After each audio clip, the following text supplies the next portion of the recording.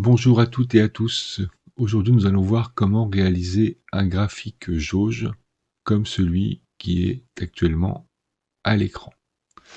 Donc, j'ai commencé à préparer la feuille de calcul qui va nous servir de support pour ce tutoriel. Donc, j'ai fixé un objectif de vente à 85 000 euros et actuellement, donc, nous avons réalisé 60 000 euros. Donc, j'ai décomposé mon graphique jauge en 3 zones. Mauvais, donc pour les 33 premiers pourcents de l'objectif à atteindre. Ensuite, donc moyen entre 33 et 66, et enfin au-delà de 66, ça sera bon. Donc nous allons commencer ce graphique. Donc je vais sélectionner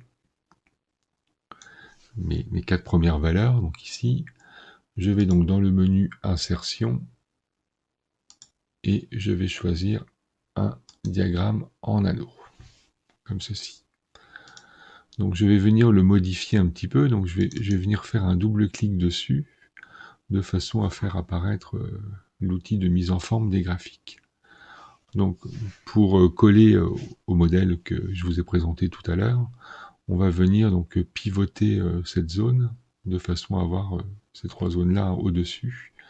Donc je vais faire un demi-tour, tour à mon graphique, une valeur de 270 degrés. Voilà. Ensuite, je vais travailler zone par zone.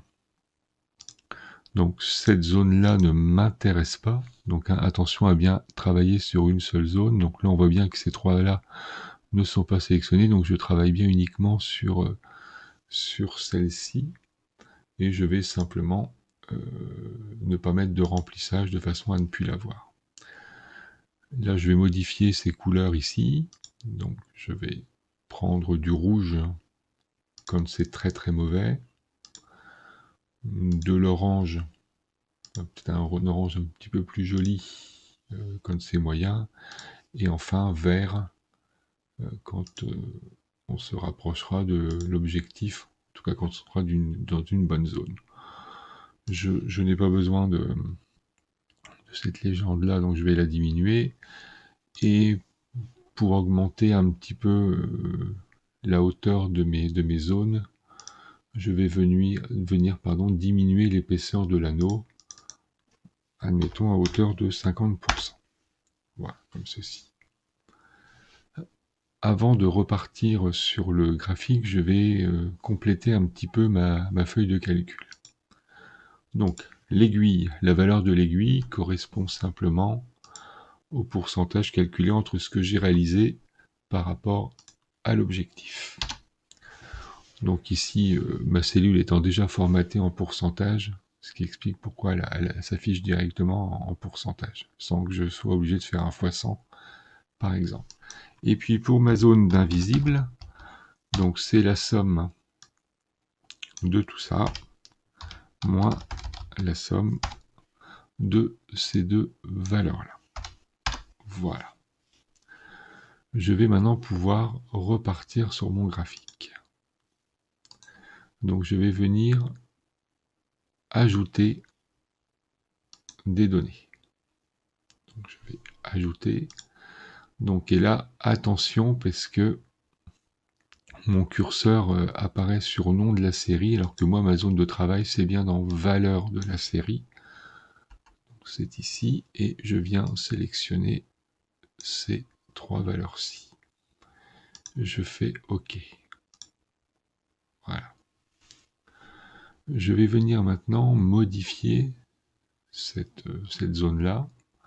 Donc en faisant un clic dessus, clic droit, modifier le graphique. Donc c'est ma série 2, celle que je viens de faire. Je vais modifier le fait que ce soit en anneau pour le mettre en secteur. Et je vais le mettre également sur un axe secondaire. Comme tout à l'heure, cette zone va devoir être pivotée, donc je vais venir ajouter un angle de 270 degrés. Et enfin, il ne me reste plus qu'à enlever ce remplissage-là qui ne me sert à rien. Donc aucun remplissage ici et aucun remplissage ici. Voilà, mon graphique. Donc je viens sur le plus et je viens sélectionner étiquette de données. Sauf que cela ne me convient pas puisque l'aiguille elle fait pas 2% sa valeur mais 71%. Donc je vais venir ici refaire un petit tableau. Voilà. Je vais laisser vide ici. Je vais venir rechercher la valeur de l'aiguille ici de 71% et rien ici.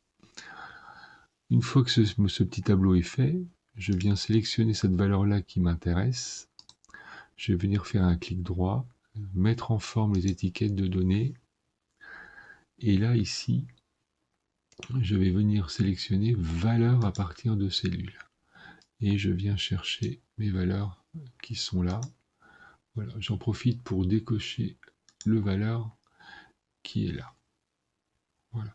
Une fois que ceci est fait, je peux éventuellement modifier la couleur de mon aiguille. Par exemple, comme ceci. Voilà, je peux m'amuser comme ça après, et il ne me reste plus qu'après qu'à faire modifier mon titre graphique jauge. Voilà. On vérifie que cela fonctionne. Si par exemple mon chiffre d'affaires réalisé est de 40 000, on voit tout de suite que cela se modifie. Voilà, cette vidéo est maintenant